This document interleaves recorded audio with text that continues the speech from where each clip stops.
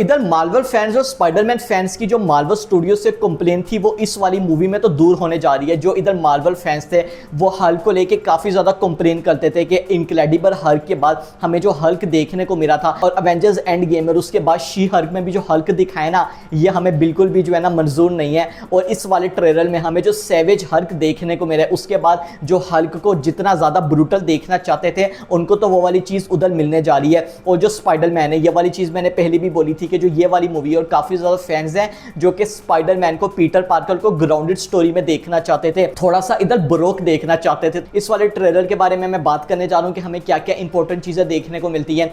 Surprisingly जो ये वाला ट्रेलर है ये इधर स्टार्ट होता है स्कॉर्पियन से। आप लोगों को इस वाले कैरेक्टर का तो पता होगा, जो कि अगर मैं बात करता हूँ माइकल मैंडो ने इसका कैरेक्टर प्ले किया है बेटर कॉल सॉल की वजह से, आप जानते होंगे वो स्कॉर्पियन का कैरेक्टर प्ले कर रहे हैं। और लास्ट टाइम हमने इस वाले कैरेक्टर को देखा था नन अदर देन स्पाइडरमैन कि हमें जो पहली मूवी देखने को मिली थी होम कमिंग के मिड क्रेडिट सीन में। उसके बाद ऑलमोस्ट 99% ऑडियंस को लगा था कि ये वाला कैरेक्टर जो है ना अब हमें ऐसा ही देखने को मिलेगा, इसका कोई भी फ्यूचर नहीं है। मगर ये अब हमें देखने को मिल चुका है और ये रिवेंज ले रहा है स्पाइडरमैन से, क्योंकि उसी ने ही इसको जेल के अंदर उधर डाला था। मगर जो ये वाला ट्रेलर है ये स्टार्टिंग काफी ज्यादा अमेजिंग सीन के साथ होता है। हम यहाँ पे देखते हैं न्यूयॉर्क में रात का वक्त होता है, जो स्पाइडरमैन है ना उसको दूर उठा के कोई उधर फेंकता है। और ये यहाँ पे क्यों ऐसा फेंका गया, इसके पीछे एक रीजन है, वो है म्यूटेशन की जो हमें पूरी चीज देखने को मिल रही है। हम स्पाइडरमैन की जो आईज है उसको ब्लैक होता हुआ देखते हैं, जिससे हमें पता लगता है कि ये लोग जो कॉमिक स्टोरी लाइन है हमें एक स्पेसिफिक देखने को मिली थी उसकी तरफ जा रहे हैं। इधर हम ज्यादा स्पॉइलर डिटेल में नहीं जाएंगे, मगर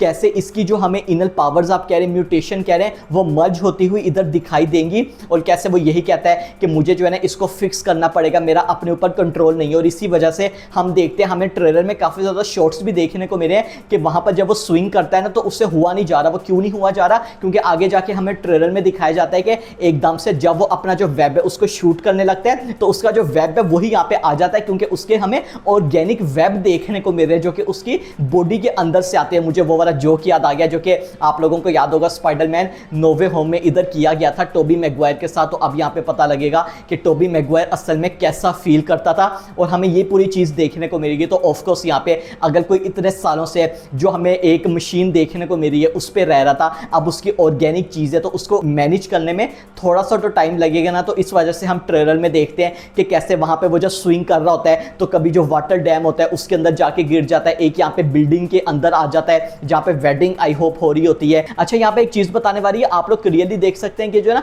हमें उसके पीछे एक पिज्जा का लोगो देखने को मिला, अगर आप लोग गौर करेंगे, जिसका यहाँ पे नाम जैन पिज्जा है। अब ये जेंट्स पिज्जा मुझे लगता है जब मैंने ये पहली दफा पिज्जा का नाम इधर ट्रेलर में देखा था मुझे तो भाई स्पाइडरमैन 2 की याद आ गई थी। आप लोगों को जो पिज्जा का तो पता होगा जहां पर जो हमें टोबी मैगवायर का स्पाइडरमैन है वो देखने को मिलता था। उसके बाद हमें इसकी जो दोस्त है एमजे और जो नेड है वो भी देखने को मिलती है, जहां पे जो पीटर पार्कर है फोन में उन दोनों की वीडियो को देख रहा होता है, कैसे वो दोनों जो है ना एमआईटी के अंदर एडमिशन हो चुका है उसको सेलिब्रेट कर रहे हैं। और ऑफकोर्स हम सबको पता है कि ये जो हमें पूरा सिनेरियो देखने को मिल रही है उसी स्टोरी लाइन को फॉलो करेगा कि दुनिया को अब नहीं पता कि जो पीटर पार्कर है उसकी असली आइडेंटिटी क्या है। थोड़ी सी इधर जेलिसी वाली भी फीलिंग आएगी कि कैसे अब जो मेरे दोस्त है ना ये यहाँ पे दूसरों को जानते हैं। इसके बाद हमें नेक्स्ट चीज देखने को मिलती है, जो पीटर पार्कर है अपने आप को सही करने के लिए जाता है एमआईटी के अंदर। और मुझे लगता है कि ये एक तरह से रेफरेंस कह रहे हैं, ईस्टर है कह रहे हैं द इनक्रेडिबल हल्क मूवी आप लोगों को जो कि याद होगी, उसमें जो टिम नेल्सन का कैरेक्टर था जो कि मेन विलन था, उसने भी जो हुडी है वो एमआईटी की पहनी थी, यहाँ पे पीटर पार्कर ने भी उसी की पहनी थी। और यही यहाँ पे सीन होगा कि कैसे जो एमजे और जो नेड है वो भी एमआईटी के अंदर पढ़ रहे हैं और जो पीटर पार्कर है वो भी हेल्प लेने के लिए इधर एमआईटी के लिए अंदर गया है ब्रूस बैनर से। नाउ ये वाला जो कॉम्बिनेशन है ना सरप्राइजिंगली आप लोगों को भी थोड़ा सा लग सकता है कि इससे पहले ऑन स्क्रीन कभी ब्रूस बैनर यानी कि हल्क और स्पाइडरमैन पीटर पार्कर आपस में मिले ही नहीं थे। ये हमें फर्स्ट टाइम इनके इंटरेक्शन देखने को मिल रही है, जो कि मुझे लगता है कि बताता है how different and how large the Marvel cinematic universe actually is. और वो उससे ये कहता है कि क्या तुम मुझे जो है ना इधर सही कर सकते हो। अब यहां पे डिटेल में बात करना जरूरी है। हल्क इनहिबिटर डिवाइस पहनी हुई है जो कि हम सबको पता है कि इसको इधर जो हल्क है ना यानी कि गैमा रेडिएशन को रोकने में मदद करती है, यानी कि उस पे जो हल्क है ट्रांसफॉर्म होने से मदद करती है। ये इधर काफी ज्यादा इंपॉर्टेंट चीज है। और उसके बाद पीटर उसको ये कहता भी है और मुझे काफी ज्यादा एक अच्छी चीज़ लगी जब वो ब्रूस बैनर से पूछता है कि क्या तुम ऐसी चीज़ों को डिफरेंस कर सकते हो कि क्या गुड है और क्या बैड है। उस पर ब्रूस बैनर कहता है कि तुम इसको कैसे जज करोगे इन सारी चीज़ों को। चलो अगर तो एक्समैन की यहाँ पे बात हो रही है, हमें पता है कि जो एक्समैन करंटली मार्वल स्टूडियोज में हमें दो ही देखने को मिल रहे हैं। मैं अभी बात करूं जो कि नॉन है, जिसको इंट्रोड्यूस कर दिया गया है। एक हमें जो है ना इधर देखने को मिलता है नेमोर, और दूसरा यहाँ पे मिस मार्वल हमें देखने को मिलती है। तो लेट्स सी कि आगे क्या होता है। इसके बाद हमें एक्टर ट्रेमेल टिनमैन का जो कैरेक्टर है मेड्सगर, वो भी देखने को मिल रहा है। और ये वाला कैरेक्टर कौन है? वेल, ये हमें डिपार्टमेंट ऑफ डैमेज कंट्रोल का डायरेक्टर देखने को मिल रहा है। इस वाले डिपार्टमेंट का आप लोगों को पता होगा, जो कि हर मार्वल की मूवी और सीरीज में हमें देखने को मिलते हैं। मगर ये इधर इसको एक काफी ज्यादा इंपॉर्टेंट चीज कहता है कि जो म्यूटेशन है ना, ये यहाँ पे तुम इससे सिर्फ जो है ना बचे हुए हो, यानी कि ये तुम पे असर नहीं कर सकती। अब इसके बारे में हमें जो जवाब है ऑफ कोर्स आगे जाके मिलेगा कि क्यों यहाँ पे जो स्पाइडरमैन है ये जो है ना हमें सिर्फ इसी से ही क्यों इम्यून देखने को मिल रहा है। और इसके बाद हमें फर्स्ट ऑफिशियल लुक देखने को मिल जाता है। फ्रंट से फेस इन्होंने हाइड किया हुआ था। सैडी सिंक जो कैरेक्टर प्ले करने जा रही है, 95% मैं इधर कहूंगा कि वो जीन ग्रे का ही कैरेक्टर प्ले कर रही है। ऐसी क्यों यहाँ पे फीलिंग आ रही है? क्योंकि हमें जो माइंड कंट्रोल वाली चीज देखने को मिल रही है। जीन ग्रे का जो कैरेक्टर है, अच्छा अब अगर तो ये जीन ग्रे का कैरेक्टर होता भी है ना, it is going to be very very very different from हम जीन ग्रे को एक्समैन में देखा था। आई नो कि वो हमें थोड़ी विलन वाली साइड भी देखने को मिली थी, मगर मुझे पर्सनली ऐसी फीलिंग आ रही है, मैं इधर पूरा गलत भी हो सकता हूँ।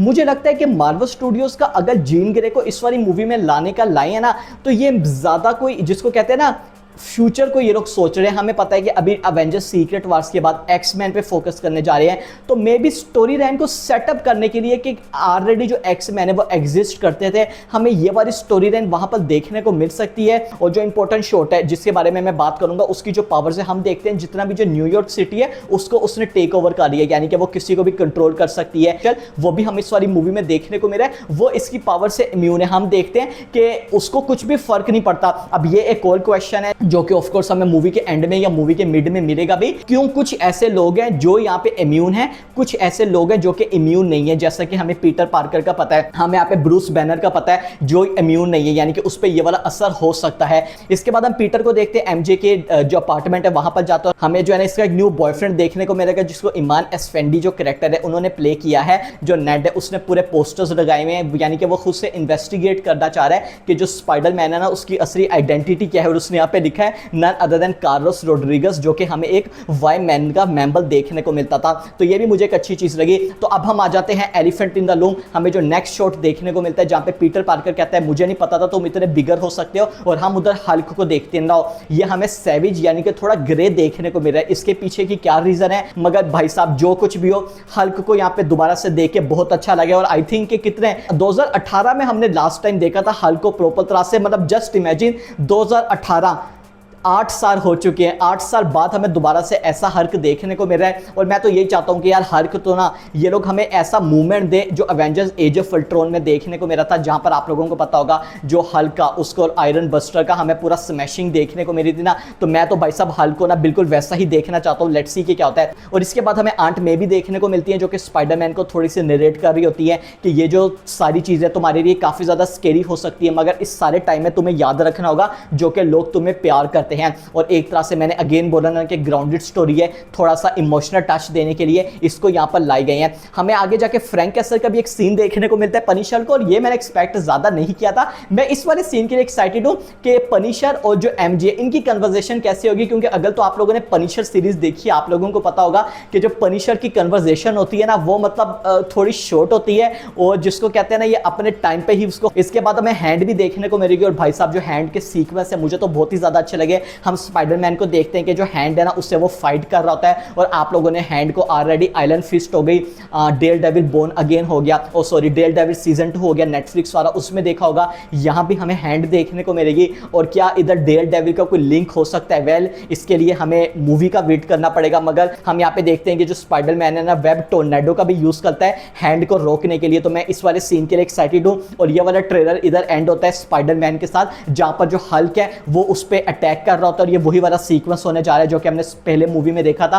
और कैसे जो बिल्डिंग है वो इनके ऊपर कोलैप्स हो रही होती है। अच्छा, यहाँ पर मैं एक छोटा सा नेगेटिव चीज़ भी बोलना चाहूँगा, मुझे ये जो थोड़ा सा सीक्वेंस है ना, यहाँ पर वीएफएक्स मुझे वीक लगा, खासतौर पर जो हल्क जिस तरह से इसके ऊपर आके गिर रहा होता है। तो मैं होप करता हूँ कि मूवी के आने तक ये जो वीएफएक्स है ना, इसका ये लोग बेहतर कर रहे हैं। मैं पर्टिकुलर सिर्फ इसी शॉट के बारे में बात कर रहा हूँ, बाकी तो मुझे वीएफएक्स से कोई भी कंप्लेन नहीं है।